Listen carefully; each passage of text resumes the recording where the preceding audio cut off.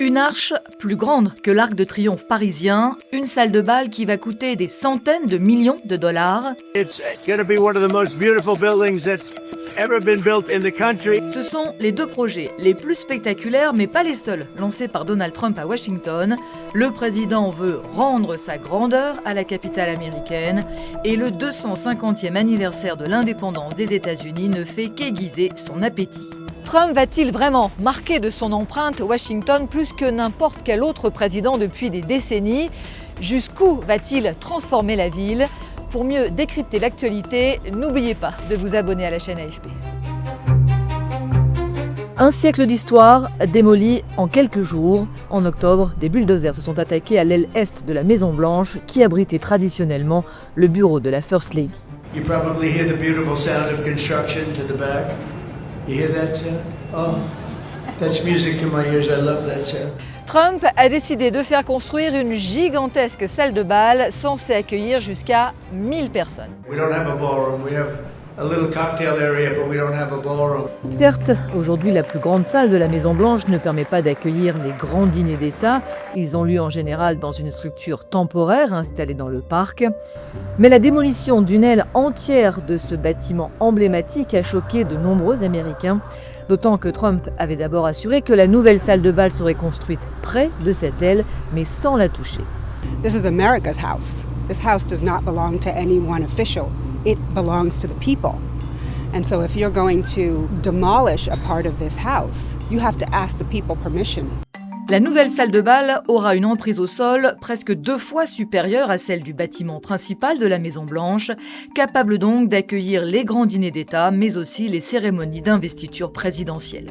L'administration Trump insiste sur l'aspect sécuritaire du projet, surtout depuis l'attaque fin avril lors du gala de la presse dans un hôtel de Washington auquel le président assistait. It is actually critical for our national security. The line of secession in this country should be able to gather freely in safety without the fear of threats or political violence, and the White House ballroom will provide that. Lors d'un point sur l'avancée des travaux en mai, Trump a révélé que le bâtiment aurait 6 niveaux en sous-sol et qu'il comprendrait des installations de recherche et un hôpital militaire. Et sur son réseau, Truth Social, il a partagé une maquette montrant sur le toit une base de drones qui sera selon lui le plus grand empire de drones jamais vu, destiné à protéger Washington.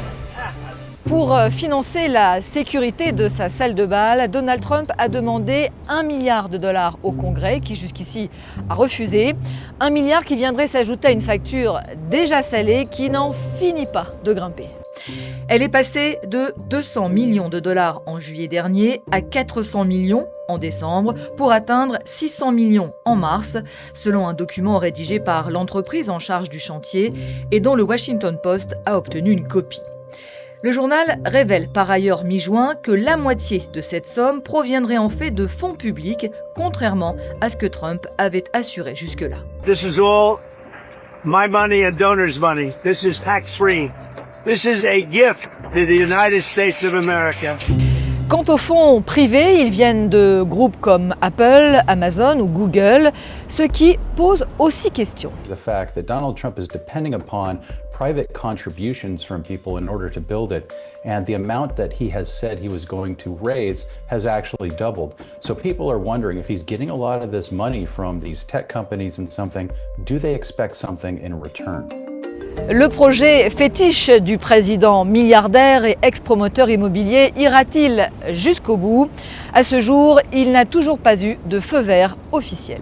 Une organisation chargée de préserver les bâtiments historiques américains a saisi la justice en décembre, accusant l'administration Trump de ne pas avoir respecté les exigences légales en matière d'enquête publique et de ne pas avoir obtenu l'autorisation du Congrès. Fin avril, un juge a ordonné la suspension de tous les travaux hors sol tant que le Congrès n'a pas donné son feu vert. Si le chantier de la salle de bal soulève des critiques à la hauteur de son gigantisme, il n'est pas le premier projet lancé par Donald Trump à la Maison-Blanche. Peu après le début de son second mandat, il avait fait recouvrir de pavés la pelouse de la roseraie, devenue une terrasse pour organiser des réceptions. La colonnade menant au bureau ovale a été transformée en Walk of Fame présidentiel. une galerie de portraits avec beaucoup de dorés, où l'actuel président ne se prive pas pour dire tout le mal qu'il pense de certains de ses prédécesseurs, avec un sort tout particulier réservé à Joe Biden, dont la photo est remplacée par celle d'une machine à signer, Trump l'ayant accusé d'être sénile au point de n'être même plus capable de signer un document officiel. Du doré, aussi beaucoup de doré rajoutés dans le bureau ovale, au mur, sur la cheminée, sur les meubles, partout. Et il n'y a pas qu'à la Maison-Blanche que Donald Trump veut laisser son empreinte dans l'immense bassin devant le Lincoln Memorial, l'un des lieux les plus visités de Washington. Là, c'est du bleu que le président veut, du bleu couleur drapeau américain. Pour justifier ce projet, il a utilisé des images générées par intelligence artificielle, accusant ses prédécesseurs d'avoir laissé le miroir d'eau se transformer en marécage, et il a assuré que repeindre le fond coûterait moins cher que de réparer le sol en granit. Il a fait appel à une société qui avait déjà travaillé sur un de ces terrains de golf. Une enquête du New York Times a révélé que sa marge bénéficiaire sur ce chantier dépassait largement les normes. Coût estimé du projet, selon la presse américaine, environ 14 millions de dollars. $14 million? Definitely not worth it. Definitely not worth it. No, that money could have been spent wisely on a lot of different things that the people in this country need. Le bassin près duquel Martin Luther King a prononcé le fameux I have a dream est lui aussi devenu un sujet de fracture dans l'Amérique de Trump. Les détracteurs du président crient à la corruption et à la mégalomanie. Ses partisans saluent un dirigeant qui remet de l'ordre dans la capitale. The pool was always, dirty. It just is what it is. But I'm actually proud that it's cleaned up. DC looks a whole lot better. It seems safer. Sauf que le bassin n'est pas resté bleu longtemps, les algues y ont vite proliféré et la peinture a déjà commencé à se décoller. Le 20 juin, Donald Trump a rejeté la faute sur de prétendus vandales qui auraient entaillé le revêtement du bassin ou déversé de l'engrais dans l'eau. We have I think 290, 300 foot slit right through it, probably a box cutter or a knife of some kind. Or we had people lifting up the basic, it's not a lot of damage, but we'll probably have to let the water out and refix it. I was just told by the people over at Parks, they have 5 people are arrested and 5 people are under investigation right now. Et au-delà de la rénovation du bassin, Donald Trump a annoncé son intention de construire une promenade à son nom près du mémorial à la mémoire d'Abraham Lincoln. Transformer, rénover, ça ne suffit visiblement pas à Donald Trump, bien décidé aussi à construire un nouveau bâtiment emblématique à Washington. En octobre, un photographe de l'AFP prend ce cliché d'une maquette exposée dans le bureau ovale lors de la visite du Premier ministre finlandais. Une semaine plus tard, le projet est officialisé. Baptisé Arc de Triomphe des États-Unis, il a été aussitôt surnommé Arc de Trump. Just across the bridge in front of Arlington Cemetery, we're building a magnificent, really beautiful. This is going to be something you're going to like, a totally magnificent triumphal arc to honor the 250-year triumph of the American spirit, American military, and frankly, American competence. Hauteur prévue, 250 pieds pour marquer les 250 ans des États-Unis, soit 76 mètres, ce qui veut dire qu'il dépasserait l'Arc de Triomphe parisien. Pour l'instant, tout reste au conditionnel. À ce stade, seule la commission des Beaux-Arts a approuvé l'architecture de cette arche, mais n'y siège que des alliés de Donald Trump. Son président n'est autre que le directeur du projet de salle de bal de la Maison-Blanche. Comme pour sa salle de bal, Trump n'a pas demandé l'autorisation du Congrès, comme le veut la procédure. Plusieurs groupes et associations, dont des anciens combattants de la guerre du Vietnam, ont lancé des poursuites judiciaires pour faire annuler le projet, au motif que l'arche viendrait obstruer la vue depuis le cimetière militaire d'Arlington.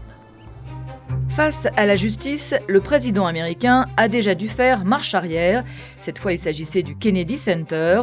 L'an dernier, Trump s'est nommé président de cette prestigieuse salle de spectacle et a placé des proches au conseil d'administration, conseil qui a ensuite voté pour la rebaptiser Trump Kennedy Center.